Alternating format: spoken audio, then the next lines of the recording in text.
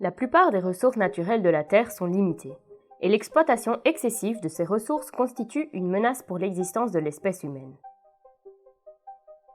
Alors que notre village planétaire ne cesse de croître, la demande toujours croissante d'eau douce, de terres fertiles et d'air pur augmente également. Assurer une utilisation durable de la Terre, protéger l'environnement, assurer la sûreté, la sécurité et une qualité de vie élevée, répondre aux catastrophes et aux crises, comprendre et lutter contre le changement climatique, tels sont les enjeux urgents auxquels nous sommes confrontés au XXIe siècle et le temps n'est pas de notre côté.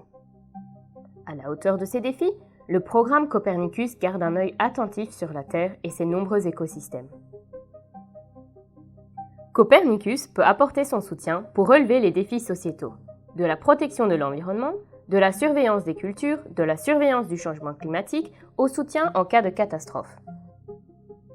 Les services Copernicus sont basés sur les données d'une constellation dédiée de satellites nommée Sentinel, ainsi que de dizaines de satellites appartenant à des tiers et d'infrastructures in situ telles que des bouées dans l'océan.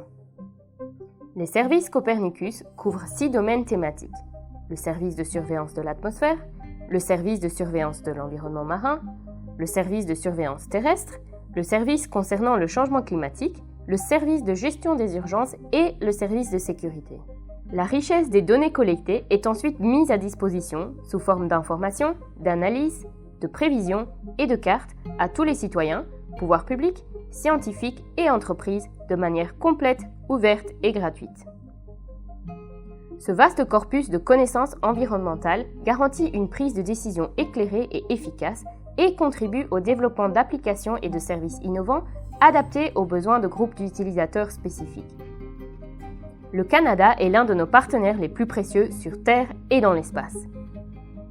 Il existe un grand potentiel de coopération avec l'Agence spatiale canadienne dans des domaines tels que le partage de données in situ et la surveillance du changement climatique. Par exemple, l'espace peut fournir des infrastructures et des services essentiels dans l'Arctique, une région de plus en plus touchée par le changement climatique. Des discussions transatlantiques régulières sont en cours et un accord de coopération Copernicus entre la Commission européenne et l'Agence spatiale canadienne est actuellement en cours pour faciliter l'échange de données d'observation de la Terre. L'établissement d'un dialogue bilatéral de haut niveau entre l'Union européenne et le Canada sur l'espace et la sécurité pourrait être la prochaine étape. L'Union européenne souhaite développer un partenariat stratégique à long terme avec le Canada. En fait, la collaboration spatiale UE-Canada remonte au début des années 1970, lorsque l'accord de coopération entre le Canada et l'Agence spatiale européenne a été signé et renouvelé 5 fois depuis. Voilà qui ressemble à une coopération réussie.